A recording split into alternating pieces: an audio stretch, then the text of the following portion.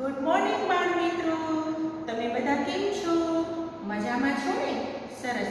વાલા બાળકો, અત્યાર સુધી આપણે ગુજરાતીમાં આ સ્વર જેવા સ્વર શીખ્યા, અને આમાં વ્યંજનનું રૂપાંતરણ પણ શીખ્યા, એટલે ક, આ, કી વગેરે શીખ્યા. બરાબર?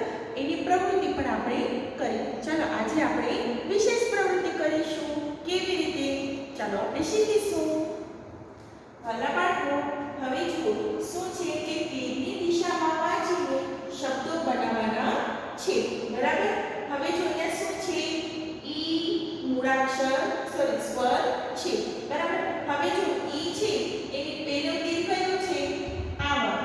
હવે ઈ તીરની દિશામાં શું લખેલું છે? તો ન, નગારાનો ન, બાજુમાં લીટો. આપણે શું વાંચીશું? ના. અને મ, મચાનો મ. હવે અહીંયા ઈ છે તો આપણે અહીંયા કરીએ ઈ લખી દઈશું.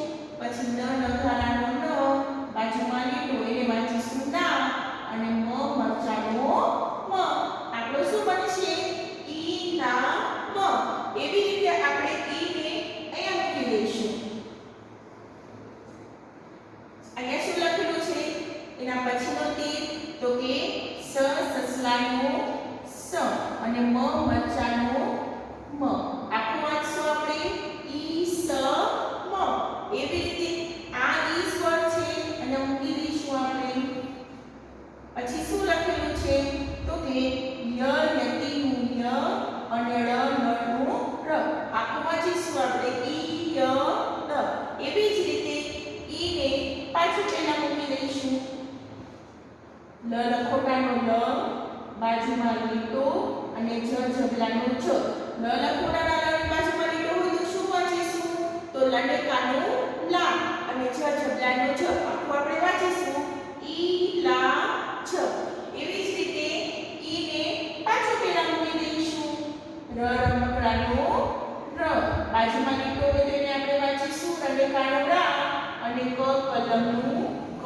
આખું આપણે વાંચીશું ઈ રા ક. એવી જ રીતે સૌથી નીચે જુઓ, પહેલા આપણે ઈ મૂકી દઈશું. પછી મ, મરચાના મ ની બાજુમાં લીટો હોય તો શું વાંચીશું? વાલા બાળકો, લ ની બાજુમાં લીટો હોય તો લા, ર ની બાજુમાં લીટો હોય તો રા, એવી રીતે મ ની બાજુમાં લીટો હોય તો મા, અને મ, મરચાનો મ. આખું આપણું બનશે ઈ મા મ. આવી જ રીતે તીરની દિશામાં, એટલે ઈ છે ઈ તીરની દિશામાં જે શબ્દો હોય એ મૂકી દેવાના, આગળ એ મૂકી દેવાનો, અને પછી આખી આખો શબ્દ આપણે વાંચવાનો છે. એવી જ રીતે આપણે બીજી પ્રવૃત્તિ કરીશું. શું છે? ખાલી જગ્યામાં ખૂટતો અક્ષર લખો. હવે તમે પહેલા શીખી ગયા એ જ પ્રવૃત્તિ છે, પરંતુ આને રસવઈ સાથે આપણે જોડવાની છે. કેવી રીતે? તો ચાલો આપણે શીખીશું. પ, પતંગનો પ, ર ને રસવઈ રી, ત ને રસવઈ તી, ચ ને રસવઈ ચી. એવી રીતે જે શબ્દો હોય ને રસવઈ હોય ને એનું ઉચ્ચારણ એવી રીતે થશે. હવે પ અહીંયા પણ છે અને પ અહીંયા પણ છે. અહીંયા કરે ર ને રસવઈ રી છે, તો અહીંયા કરે ર ને રસવઈ રી નથી, તો અહીંયા આપણે લખીશું ર ને રસવઈ રી. હવે ચ અહીંયા પણ છે અને અહીંયા પણ છે, ય અહીંયા પણ છે અને અહીંયા પણ છે. શું ખૂટતું હતું? તો કે ર ને રસવઈ રી ખૂટતી હતી. એવી જ રીતે બીજી જો આ કયો છે? અ, તને રસવઈ તી, શ, શરણાઈનું શ, ય, યતિનું ય. શું ખૂટે છે અહીંયા કરીએ? તો કે તને રસવઈ તી. મૂકી દો અહીંયા તને રસવઈ તી. એવી જ રીતે ચને રસવઈ ચી, રણેકાનો રા, ઘ, ગણપતિનું ઘ. તો અહીંયા શું ખૂટે છે? ચને રસવઈ ચી. મૂકી દેવાનું અહીંયા કરે. સલેકાનો સા, હ, હરણનું હ, સને રસવઈ સી, ક, કલમનું ક. તો આ લાઈનમાં શું ખૂટે છે? તો કે સને રસવઈ સી, સા, હ, સી, ક. એવી રીતે નીચેના શબ્દોમાં જો શું ખૂટે છે? તો કે મ અહીંયા પણ છે, મ અહીંયા પણ છે. અહીંયા શું ખૂટે છે? તો કે હ ને રસવઈ હી, અને નનો ના, મ, હી, ના. એવી રીતે છેલ્લા શબ્દોમાં જો શું ખૂટે છે? તો કે સૌથી પહેલા ન ને રસવઈ ની ખૂટે છે, તો આપણે અહીંયા લખીશું ન ને રસવઈ ની. શ, શરણાઈનું શ બાજુમાં લીટું શનેકાનું શા નળધારાનો ન. આવી જ રીતે ખાલી જગ્યામાં ખૂટતો અક્ષર આપણે લખવાનો છે. બરાબર. એવી રીતે વાલા બાળકો ઈથી શરૂ થતા શબ્દો શોધી અને ખરાની નિશાની કરવાની છે. હવે અહીંયા કરે જુઓ ઈથી કયો શબ્દ શરૂ થાય છે તો ઈક બાલ. બરાબર. તો અહીંયા કરે ખરાની નિશાની કરેલી જ છે. તો એવી રીતે એના પછીનો શબ્દ છે એ ઈથી શરૂ થતો નથી, છોડી દેવાનો. એના પછીનો શબ્દ છે ઈમારત. તો ઈથી શરૂ થાય છે તો એને આપણે ખરાની નિશાની કરીશું. અહીંયા કરે એવી રીતે ઈલાજ. ઈ પણ ઈથી શરૂ થાય છે તો ત્યાં પણ આપણે ખરાની નિશાની કરીશું. એના પછીનો શબ્દ છે ઈથી શરૂ થતો નથી, છોડી દો એને. એના પછીનો શબ્દ છે ઈલાયચી. તો ઈથી શરૂ થાય છે તો ત્યાં આપણે ખરાની નિશાની કરીશું. એના પછીનો શબ્દ છે એ ઈથી શરૂ થતો નથી, છોડી દેવાનો. એને જે ઈથી શરૂ થતો હોય ત્યાં જ આપણે ખરાની નિશાની કરવાની છે. હવે એવી રીતે શું છે અહીંયા કરે જો શબ્દો પસંદ કરી ખાલી જગ્યા પૂરવાની છે. હવે આ શેનું ચિત્ર છે તો કે રિક્ષા. તમે બધાએ રિક્ષા જોઈ હશે, જોઈ છે. ઘણા તેમાં બેઠા પણ હશે. તો આજે આપણે રિક્ષા લખવાની છે. તમને ખબર છે રિક્ષા કેમ લખાય? નથી ખબર? કાંઈ વાંધો નહીં. જો અહીંયા કરે કૌંસમાં અમુક શબ્દો આપેલા છે, એમાંથી આપણે રિક્ષા ગોતવાની છે. હવે રિક્ષા કઈ લખેલી છે તો રિક્ષા લખવા માટે સૌથી પહેલાં શું લખવું પડે તો ર રમકડાનો ર. હવે ર રમકડાના ર વાળો કયો અક્ષર છે તો કે આ રહ્યો. રને રસવૈરી, ક્ષ ક્ષત્રિયનો ક્ષ અને બાજુમાં લીટો. આખું આપણે લખીશું રી ક્ષા. બરાબર.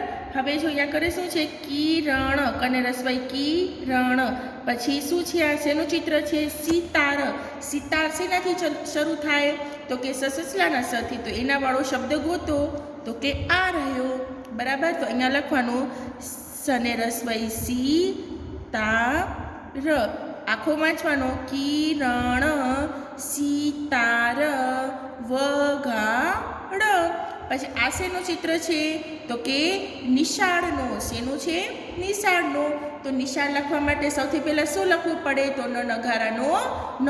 હવે ન વાળો શબ્દ ગોતો તો કે આ રહ્યો. તો લખવાનું નને રસવઈની, શ શરણાઈનું શ બાજુમાં લીટો, ડ મોટું ડ, નિશાળ. આ નિશાળ સરસ. એવી રીતે સને રસ સ સસલાનું સર અને રસવૈરી તનેકાનું તા સરિતા.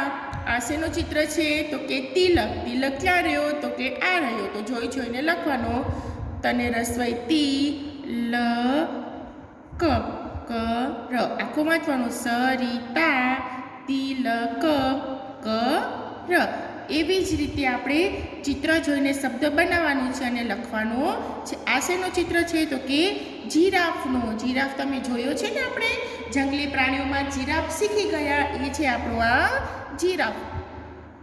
તો અહીંયા કરે જીરાફ, એના ઉપર ગોલ કરેલો છે અને અહીંયા કરે લખેલો જ છે. બરાબર. તો હવે આ શેનું ચિત્ર છે તો કે કિસમિસનો. તો કિસમિસ ગોતવાનો છે. તો આડી લાઈનમાં કિસમિસ ગોતો તો કે આ રહ્યો કિસ મીસ. એને ફરતે ડબ્બામાં પૂરી દેવાનો અને આખું જોઈ જોઈને આ કરીને લખવાનું. બરાબર. કને રસવાઈ કી, સસલાનો સ, મને રસવાઈ મી, સસલાનો સ. બરાબર.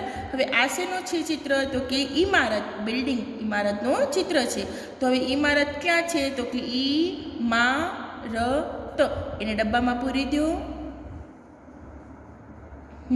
અને અહીંયા લખવાનું ઈ મરચાનો મ, બાજુમાં લીટો મા, ર રમકડાનો ર અને ત તલવારનો ત. ઈ મા ર ત.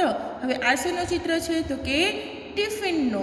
તો આપણે અહીંયા લખવાનું ગોતવાનું ટિફિન. આપણે મળી ગયું અહીંયા કરે શબ્દો તો એને ડબ્બામાં પૂરી દો.